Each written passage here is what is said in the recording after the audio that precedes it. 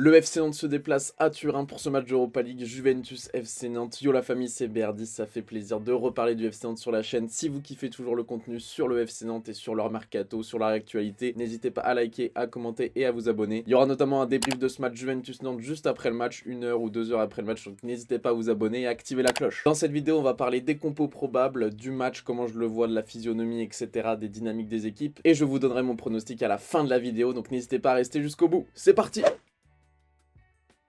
Donc le FC Nantes est qualifié en Europa League, je vous le rappelle, puisqu'ils ont gagné la Coupe de France l'année dernière au Stade de France. C'était un exploit des Nantais qui, on ne voyait pas vraiment au début de saison remporter un titre. Camboire a vraiment réussi à créer un groupe solidaire, parce que je vous rappelle que quand Antoine Camboire a été recruté par Valdemar Kita ou Franck Kita, et ben le FC Nantes il jouait le maintien et à la fin il se retrouve avec une Coupe de France et une qualification en Europa League. En plus le FC Nantes a réussi à passer les poules. Et donc là ils affrontent la Juventus de Turin qui a fini 3ème de son groupe en Ligue des Champions derrière le Paris Saint-Germain et Benfica. Et la Juventus n'a gagné qu'un seul match en s'y rencontre 5 défaites pour une seule victoire. C'est le pire total de points en Ligue des Champions de la Juventus de toute leur histoire, donc seulement 3 petits points en 6 matchs, c'était vraiment catastrophique. Mais du coup maintenant la Juventus est en Europa League et est un des favoris de cette compétition, notamment avec Manchester et le FC Barcelone. Là la Juventus vient de prendre 15 points de retrait pour des petites magouilles financières, ils se sont fait choper, donc 15 points de retrait, ils pointent donc à 12 points du 4ème de Serie A. Leur objectif initial c'est de finir dans les 4 premiers pour se qualifier en Ligue des Champions. Maintenant ils sont à 12 points du 4ème de Serie A, donc l'option et le chemin le plus simple pour se qualifier en Ligue des Champions, bah pour eux c'est de gagner l'Europa League. Vous l'avez donc compris, la Juventus va jouer cette compétition à fond. De son côté, le FC Nantes a aussi joué cette compétition à fond et est sorti de la phase de poule, donc derrière Fribourg à 14 points et le FC Nantes avec 9 points, Karabag à 8 points et Olympiakos à 2 points. Notamment avec cette victoire du FC Nantes face à l'Olympiakos, les champions de Grèce, qui leur a permis de se qualifier. C'était vraiment un très beau moment pour tous les Nantais. La dernière fois que Nantes et la Juve se sont joués, c'était en 1996 en demi-finale de Ligue des Champions.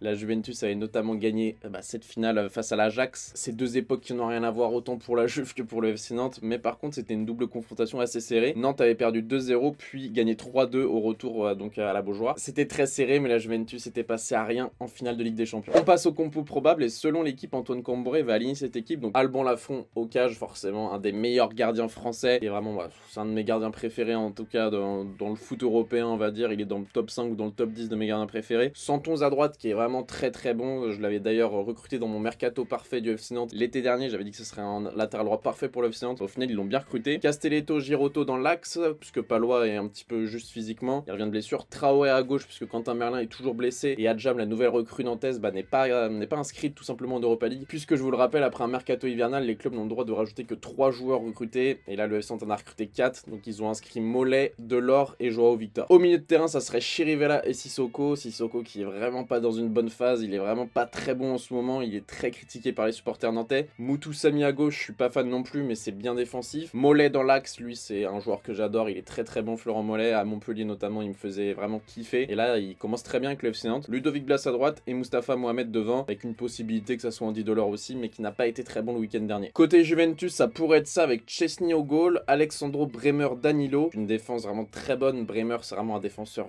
qui est très bouillant. Quadrado à droite, l'infatigable, toujours aussi fort. Il a 48 ans, le frérot, il est toujours aussi bon. Milieu de terrain, Fagioli, Locatelli, Rabiot, très joli milieu de terrain avec Locatelli un petit peu le maestro, Rabiot qui va être là pour récupérer les ballons et pouvoir se projeter. Kostic côté gauche, il faudra extrêmement faire attention à lui. Santons aura du boulot parce que Kostic c'est une vraie mobilette côté gauche. Il a un excellent pied gauche, le Serbe. Vlahovic Chiesa devant, ça c'est très solide, ça fait peur. Hein. Vlahovic Chiesa, je pense que c'est deux joueurs qui vont partir de la Juventus l'été prochain avec les problèmes financiers du club. C'est deux joueurs qui sont courtisés par les plus grands clubs européens, notamment Paris Saint-Germain par exemple. En termes d'absents côté FC Nantes, malheureusement il y a Ganago qui a perdu sa fille de 5 ans là les derniers jours suite à une maladie. Beaucoup de courage à lui et malheureusement il ne pourra pas jouer ce match forcément. Quentin Merlin est donc toujours blessé à l'aine et Moses Simon est incertain. On ne sait pas s'il sera dans le groupe etc. au moment où je tourne la vidéo. En tout cas on n'a pas l'info. Côté Juventus, normalement il y aura le retour de Bonucci. Là il en a certains mais normalement il sera de retour. Peut-être pas titulaire mais sûrement de retour en tout cas. Pogba, Peters, Miriti, Milic et Inateren. Ils sont tous absents pour ce match. On en a fini pour les compositions probables, maintenant on va parler du match. Faut savoir que la Juventus est sur une série d'invincibilité à domicile en Europa League, donc de 5 victoires et 6 nuls, donc ça sera pas vraiment facile pour le FC Nantes d'aller gagner là-bas. Défensivement, ils pourraient donc compter sur le retour de leur capitaine Leonardo Bonucci après 2 mois d'absence. Le FC Nantes, ça fait plus de 20 ans qu'ils n'ont pas joué une phase d'élimination directe donc de Coupe d'Europe, donc c'est vraiment un grand moment pour tous les supporters nantais et pour le club. J'espère que vous allez kiffer mes amis nantais. Forcément le FC Nantes est loin d'être favori, mais la victoire, l'Olympiakos 2-0 montre que le le FC Nantes est capable de faire des grandes choses à l'extérieur. Et il faut savoir que les Nantais sont sur une belle série de 4 matchs à l'extérieur en Ligue 1 sans encaisser de but, donc 2 victoires et 2 nuls. Donc c'est pas si facile de mettre des buts au FC Nantes. On sait qu'Antoine Camboire, c'est un coach, il aime bien avoir une assise défensive. Et on sait que le FC Nantes, c'est un petit peu leur point fort, la défense. Donc c'est pas dit que Chiesa, Vlahovic, etc. arriveront à marquer des buts, parce que le FC Nantes, c'est pas n'importe qui en défense. En parlant de Vlahovic, d'ailleurs, la Juventus va compter sur son buteur serbe. Le joueur qui réussit très bien à l'extérieur côté nantais, c'est Ludovic Blas. Sur les 3 derniers matchs de Nantes à l'extérieur, il a marqué 3 buts. Et même lors du dernier déplacement en Europa League du FC Nantes, il avait aussi marqué. Donc on peut dire que Ludovic Blas, c'est un mec qui visite bien les autres stades. Il est très à l'aise dans tous les stades d'Europe. Donc faut espérer pour le FC Nantes que Ludovic Blas soit dans un grand jour et qu'il marque. Peut-être un penalty, on sait qu'il en est un petit peu spécialiste. Petite statistique, faut savoir que Nantes, à l'extérieur en Europa League cette saison, a toujours marqué un but entre la 70e et la 85e. Toujours en fin de match, le FC Nantes a réussi à marquer. Donc là, mes amis, j'espère que vous verrez la deuxième mi-temps, parce que je pense que cette deuxième mi-temps sera encore plus intéressante que la première. Forcément, en termes de physionomie de match, la Juventus aura le ballon, ça on est un petit peu tous d'accord là-dessus, je pense. Il y aura aussi peut-être Di Maria qui jouera en attaque, il n'était pas dans la compo probable, mais c'est possible que Di Maria joue, donc il y a vraiment des attaquants qui manient le ballon, des milieux de terrain qui sont très à l'aise aussi. Le FC Nantes, je pense, aura 30% de possession, peut-être 35%. Faudra bien jouer les coups de pied arrêtés et les contres. On compte sur Mollet et Ludovic Blas pour déposer des corners et des coups francs parfaitement, et qu'il y a un défenseur, Giroto ou quelqu'un d'autre qui puisse mettre sa tête. Moi, je vois un peu les choses comme ça, je vois un FC Nantes très solide qui essaye de jouer les coups en contre ou sur les coups de pied arrêtés. Dites-moi dans les commentaires comment vous voyez les matchs, personnellement, c'est mon avis. On passe à la phase pronostic et donc les cotes. La Juventus est cotée à 1,36 pour la victoire, match nul à 5 et victoire du FC Nantes à 8,50. Les Nantais sont quand même sur une belle dynamique. Camboire, c'est vraiment un meneur d'hommes, c'est un homme qui adore les coupes, que ça soit en tant que joueur, il adorait les coupes européennes, notamment avec le Paris Saint-Germain. En tant que coach, que ça soit à Nantes avec cette coupe de France ou au Paris Saint-Germain aussi, il adore les coupes, la coupe de France, la coupe de Ligue, etc. Et donc l'Europa League aussi maintenant. Et on sait que les coupes européennes, il y a souvent de très grosses surprises. Donc moi, je vois une belle surprise pour ce match. C'est un match nul ou victoire de Nantes à 3,17. Double chance. Je trouve que c'est vraiment une cote qui est très élevée, même si c'est pas le plus probable. Forcément, la Juventus est archi favori. Mais match nul ou Nantes avec un FC Nantes qui verrouille extrêmement et qui a peut-être une ou deux occasions dans le match, ça peut se terminer sur un 0-0, sur un 1 partout. Et après, au retour, là, ça sera complètement différent parce que la Juventus sera prévenue que le FC Nantes est vraiment une équipe dure à jouer. Le FC Nantes aura son public avec la Brigade Loire, la Tribune Noire au stade de la Beaujoire, donc ça sera complètement fou comme ambiance. Mais en tout cas, moi, pour ce match aller, je vois une surprise et je vois bien ce match nul ou Nantes à 3,17, il me fait l'œil et je pense que c'est une très belle cote si vous voulez parier. D'ailleurs, si vous voulez parier, si vous voulez vous inscrire sur Unibet ou Betclic, il y a des petits liens dans la description, il y a mes codes, etc. de parrainage, n'hésitez pas à aller voir ça. Donc voilà la famille, c'est tout pour mon pronostic de ce Juventus Nantes, j'espère que vous avez kiffé. En tout cas, moi j'ai hâte de voir ce match. On enchaîne avec un Barça United, puis un Juventus Nantes, ça va être une très belle soirée d'Europa League. En tout cas, on va se régaler, j'espère que les Nantais vont faire un gros match. Dites-moi vos pronostics dans les commentaires, on se retrouve très bientôt pour une nouvelle vidéo. Il y a le débrief de ce match qui sortira, donc n'hésitez pas à vous abonner. C'était BR10, bonne matinée, bonne journée, bonne soirée, bonne nuit, on se retrouve très bientôt pour une nouvelle vidéo. Peace.